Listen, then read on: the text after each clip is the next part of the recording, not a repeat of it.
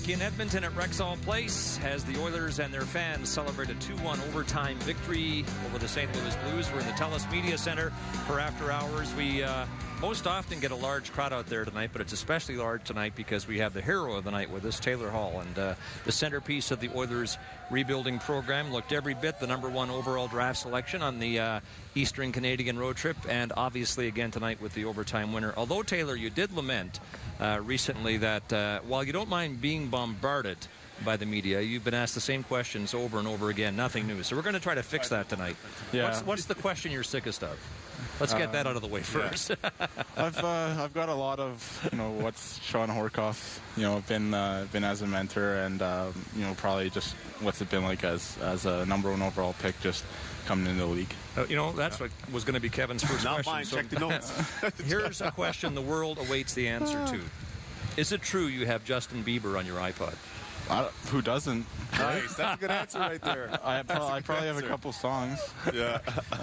But you don't necessarily have the Bieber fever, right? No, I'm not a Bieber fever guy. Because if you did, Kevin could arrange the introduction. Yeah, I could hook you guys up, man. You guys are boys? Yeah, well, I wouldn't say we're boys, but yeah, I know him. I got to meet him and spend time with him. But he's from Stratford. Toronto boy. Ontario boy. Yeah. Well, I can respect that. Yeah. I think there's a reasonable expectation amongst the audience and the fans here tonight that we discuss the dramatic moments at the end of the game when you got the OT winner. So, Kevin, take it away. Well, you come back. Obviously, you come back in the neutral zone, and then you see what's the first thing you're thinking here after this little giveaway right here in the collision? What are you thinking? You just off to the races? Take off. Yeah. I don't really know who's around me, but as soon as the puck touches my stick, I know that there's no one probably within a 10-foot radius of me, and I can kind of do what I want, and I try to surprise them on the shot, quick release, and it worked out. You look like a wide receiver there, though. I know your dad played football, but you look like a wide receiver. You're calling for the puck. You know exactly what you're going to do with it. What do you see when you come in right here on Halak? I saw a 5-hole. Yeah. I think we do a lot of pre-scouting, and I get our goalie coach just to make me a couple notes to make sure I know what he's all about. And I had an idea that if I got it off quick, you're a goalie coming down with a lot of speed, and you get that shot off quick, tough to stop. Very tough. Okay, just some bookkeeping here. Let's not be looking at that monitor. That's the picture coming back from Toronto. It's a bit delayed. It's this one that we're going to pay attention to, just so you know. Okay. Taylor, you've really cranked your game up in the last couple of weeks. Last 10 days or so, you scored your first game winner against Colorado. You had 2 against Toronto. You were great against Montreal, and as we've said, the overtime winner tonight. How would you describe the evolution of your game in the last 2 weeks? I definitely feel a lot more comfortable out there. There's a lot of things that when you come in the first 10 games, you don't really know what to expect, and it's just a comfort level. It's always been that way for me, no matter what level it was going up. As long as I got comfy with my line mates and with the game, I was fine. What are some of the things that you've seen at the NHL level? You talk about getting confident and getting comfortable, but what are some of the things for the fans out there? Could you explain that you're sort of seeing and feeling? Well, you're an 18-year-old coming to a new city. It's not always just on the ice. There's a lot of stuff off the ice, getting an apartment, getting together with a new team. It was a lot different. I was kind of starstruck there for a little bit, and it was weird realizing that guys were going home to their wives and their kids and stuff. It was just a whole different atmosphere, but once I got comfortable off the ice, on the ice started really producing, and me, Hork, and Abs have been really good lately, and that's really contributed to that. Here's a Twitter question from Oven Chicken 8. Ask Hall if he's quantified his goals for scoring this. In other words, have you now got a fix on how many you might score? Because he said he would do it. This is Oven Chicken 8 speaking to you. He said he would do it after the 10-game mark. So you've got 9 now. Have you got a figure in mind? I have no idea. Definitely lately I've been scoring a little bit more, but I'm not going to, put a number. I'd like to set little goals for myself. Our team goes by 5-game segments, and I think that's a pretty good way to go as an individual as well. I think that's probably the correct answer. Although we could say, if we do the simple math now, you're on pace for 30. That'd be nice. Yeah, 30 is nice for any player in the NHL, and it's not only goal scoring. I think I've really got good in the D zone, and that's why I'm playing a lot more and producing more offense. Taylor, you have really impressed a lot of people with your frankness. I met you for the first time the day of the season opener here. You were surrounded, I think, by 50 reporters. and I had a minute alone with you, and the only thing I asked you was, are you ready? And you said, look, I could say anything I want right now, but the best thing for me to do is just go out there and play and do it. And I thought, wow, this kid kind of gets it. So I want to go back to the lopsided loss the Oilers suffered in Carolina early last month. You were frustrated in the second period. You slammed your stick on the glass out of frustration. You were benched in the third period, and your quote afterwards essentially said this: I understand why I was benched, and I can fix it. So I guess I want to know, didn't anyone tell you that you're supposed to in the NHL say stuff like, I was moving my feet and it was the coach's decision, so talk to him about it? No, definitely when you get benched, it's always for a reason. And Tom's a guy. He limits ice time accordingly. If you're playing well, you're gonna be out there on the ice a lot. And definitely, I was in action I probably shouldn't have done. I think sometimes the temper gets a little bit better at me, but I try to cut it out. And when you're a young kid, you learn from stuff like that for sure. Well, your frankness is refreshing, and I think it probably points to how you were raised by your parents, Steve and Kim. So how did they impart on you the value of honesty and being frank? Actually, I've been called the most honest person that a lot of people know. I'm not sure what that comes from, but definitely my parents had a lot to do with how I was raised. We were a tight family. I'm an only child. I don't have any sisters or brothers, and it was always fun. My parents always wanted me to have fun playing hockey, especially, and they gave me every opportunity. So if you go to the department store and buy a shirt, say, and they charge you the wrong price, say $50 less, do you go back and correct it? What about now? I'm not sure. It depends. Speaking of honesty, you just said that you're playing better defensively, and that's what's led to a lot of your looks offensively. When did you kind of clue into this is what I need to do to get more looks offensively too? It was probably after that New York game. We got beat pretty good there, and there was a lot of things in our D zone that we fixed. It was not only me, but I think our D zone's been a really big help and a big reason why we've been doing so well lately. And it's really true. Good defense is a really good offense. You produce so much more, puck opportunities, odd man rushes, and we've been doing that a lot lately, and it's been helping out. Bobby Orr is your agent. We saw a lot of shots of him watching you in the Toronto game. Here's a question then via Twitter from Brodeur Bunny, and it is: has having Bobby Orr represent you made a big difference in the way you deal with the media so professionally at your age? I'm not sure. He's definitely a good figure for that. The first time I met Bobby, I was 13 years old, and it was the coolest thing I'd ever witnessed. And from there, I think it's not that I talk to him every day, but when I do talk to him, it is refreshing to hear. He went through a lot as a player. Certainly, I'm not half the player that he was, but I can learn some stuff from him. He was great with the media.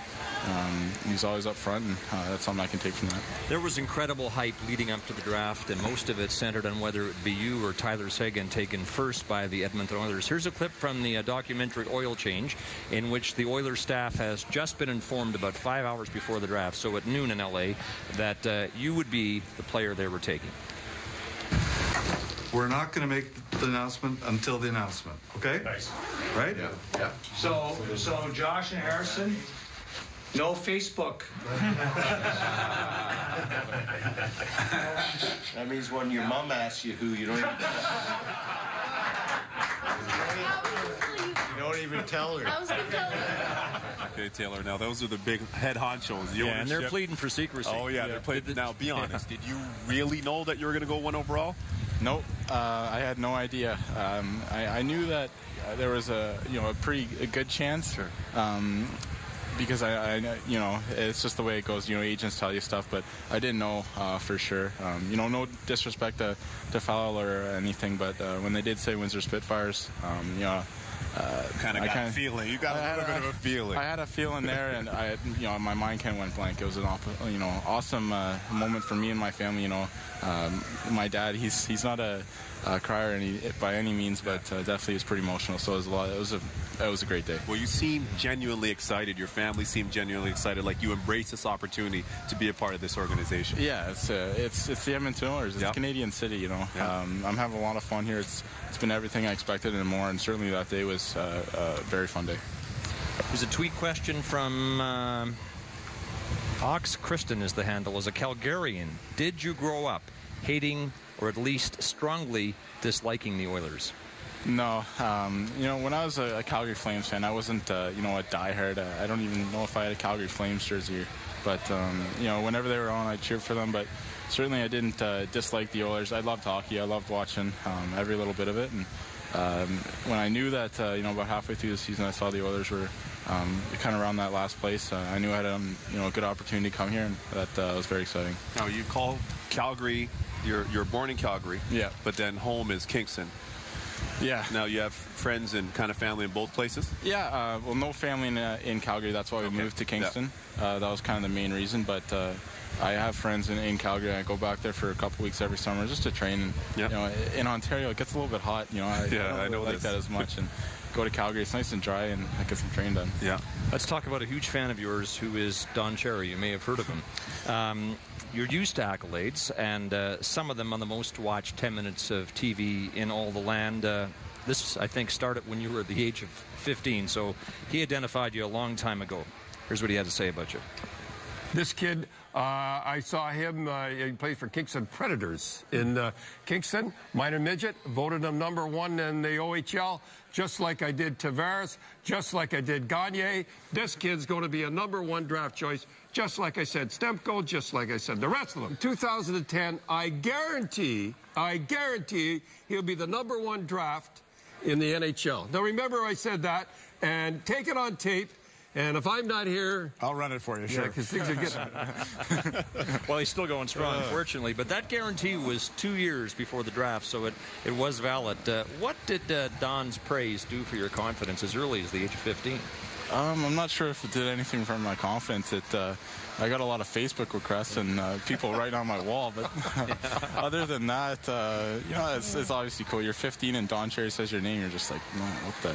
I wasn't even in the OHL yet. I was playing minor hockey, so I've met him once. I think me being from Kingston has a little bit to do with it, but it's definitely fun. This year at the Prospects game, right, playing for Don? Skinny kid. Oh, cut. All cut up, though. Yeah. And here you are with the speed. This looks a little similar to tonight, but now you're a disher in this play. Yeah. I like to dish the puck, too. Last year, I knew that I was a good chance I'd be in the NHL, and I really wanted to work on my passing. That was something that I knew that if I could work on it, it'd be a skill at the NHL level. Obviously, this year I haven't really made any great passes or have a lot of assists, but I think later on in my career, hopefully I can do that. Now, on that note, you talked about coming into the NHL, so that's an adjustment you want to make. Take everybody inside your mindset. Now you're drafted #1 overall to this team. What are you thinking that you have to do to get ready, as best as you know, having not played here before in the summer? I wasn't going to change a whole lot up. My training was pretty much the same. I've noticed in this game, as much as people talk about how big and strong guys are, it is really a speed game. You have to be fast, and I'm lucky that I am fast because there isn't that much physicality. I think speed helps a lot of guys for sure. Do you watch what Tyler Seguin's doing with the Bruins?